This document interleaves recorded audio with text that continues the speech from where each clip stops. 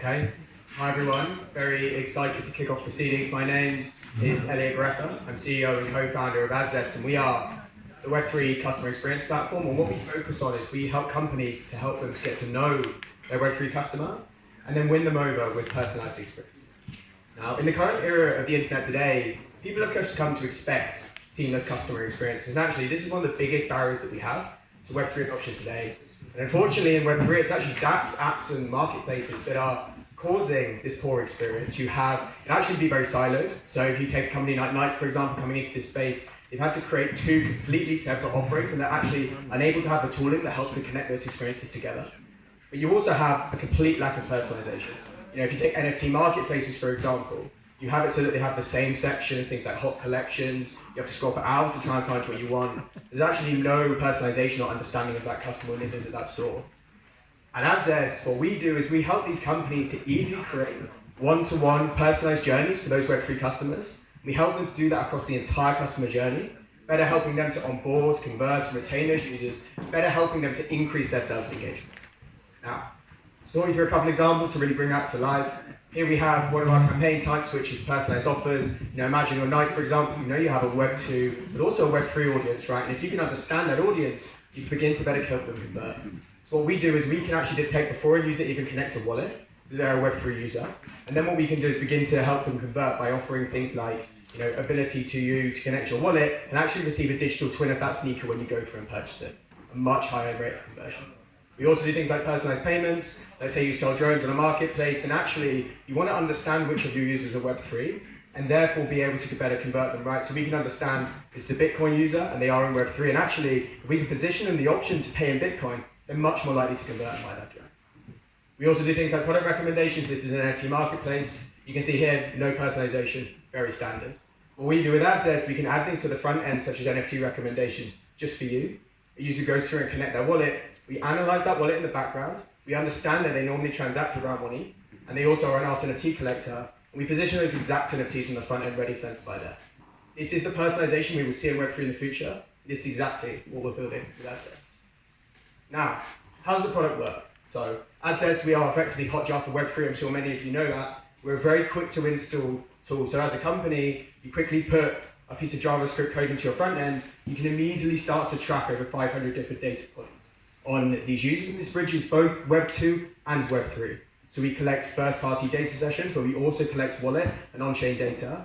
And this is exactly what we then build up into tags. It's these tags that then the foundation of the product that get used for these campaigns, right? So in terms of how as a company, how do you manage this?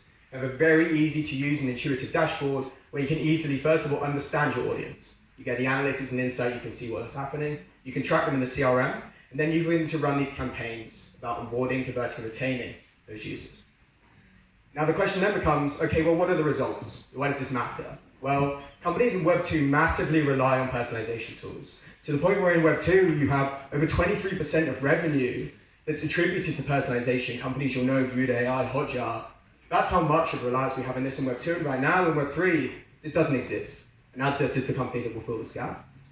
But in terms of the market, it's huge. We see already right now today, we have 24 million active web shops. And we believe that over the next 5 years, we're going to increasingly see bigger Web3 adoption with companies like Amazon and Shopify, and you can see the companies coming in. If just 5% of these active web shops come into the space, you have 1.2 million active web shops that are actively thinking about Web3. And then if we capture just 1% of that, that's 12,000 shops that will then be using the Web3 space.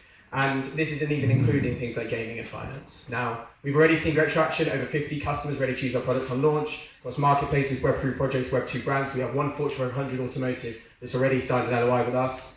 They use us because we're different, right? Our USP is that we do this end-to-end, even before a customer connects their wallet.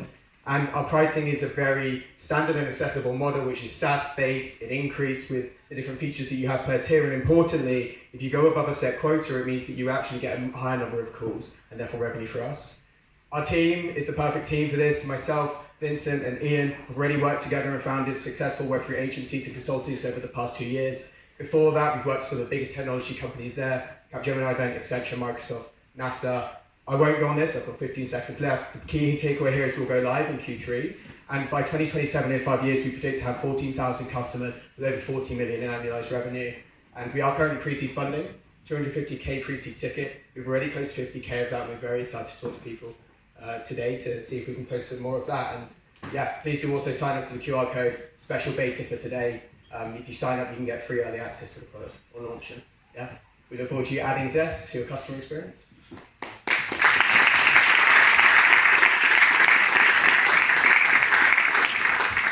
Thanks very much for that, Elliot. We'll now open the floor to Q&A. If you have questions for the team, you can raise your hand. I'll come over with the microphone.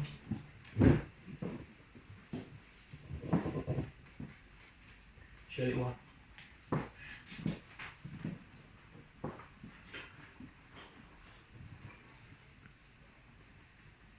I have a question. Yeah. So personally, I haven't seen many Web3 based online stores. Do you have examples? So it's an interesting question because this is actually part of our go-to-market and how we actually think we'll succeed in the space. So right now you have 30,000 active dApps. That's today in Web3, and that's not a big market. And in terms of native Web3 dApps, we all believe that will continue to grow. But we actually think, and these are very much customers of AddZest, right? NFT marketplaces, companies that are beginning to think about merchandising in Web3. But actually the bigger market is when these Web2 companies begin to then think and activate Web3, you unlock the rest of the world. That's all the adoption that we help to go for, and that's exactly the kind of companies that we're targeting. So we are not just targeting native Web3 companies, we're also targeting the companies that will begin to think about this space. When we then think about, okay, what kind of companies are they? Well, they're companies that suit AddZest. They're anyone that begins to think about selling or using digital assets. We begin to really understand that data. There's also people that are beginning to do things like selling and using crypto as payments. You can really think about our customers as anyone that has a customer that has a wallet. If they are a company that has customers with wallets, they need to understand those and begin to think about ways they can better personalize and optimize for them. I have a question.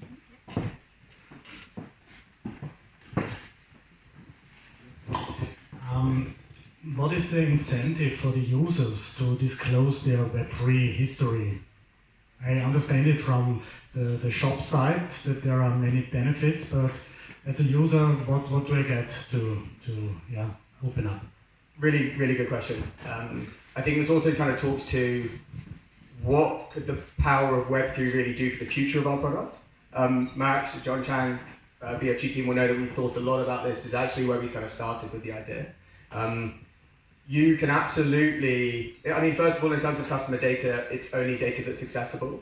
So this is public, on-chain information that anyone can access. And we also make sure that anyone that uses AddZest puts our terms and services into their agreement. So customers are well aware of the data being accessed. In terms of though, what we really want to see with Web3 is leveraging the full technology. How do you begin to actually understand what data's been used and actually reward customers for having that data being used? Now, we started because actually right now when we think about potentially this market being smaller and us getting bigger in the future, the market for actually rewarding people for that data in more of a privacy concern manner is even smaller. So what we've done is we've taken the decision to actually build out the component of the product that's much more focused on, okay, leveraging this data, generating insights, getting personalization. And in later phases of our roadmap, which I have to talk you through, we do plan to also envision actually thinking about how can we make it, first of all, more privacy preserving, i.e. how can individuals choose whether or not their data is shared. And then the second one is then actually rewarding them for it. So if your data is used, you can transparently see that, you actually receive something in return.